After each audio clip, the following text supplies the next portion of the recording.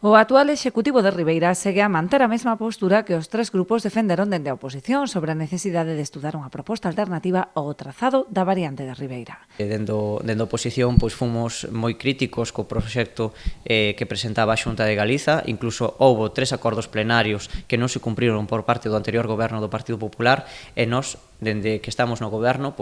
dixemos sempre o mesmo, non? Que había que cumprir eses acordos plenarios, realizar un estudo técnico independente e así o trasladamos tanto á Asociación de Empresarios como á plataforma de veciños afectados polo trazado da circunvalación. Polo momento están á espera dunha xuntanza coa Conselleira de Infraestructuras para plantexarlle a necesidade de estudar a viabilidade de outras propostas con menor custo económico, ambiental e social. Queremos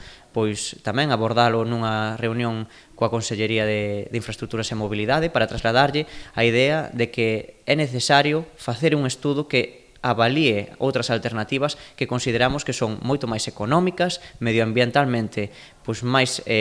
aceptables e tamén dende o punto de vista social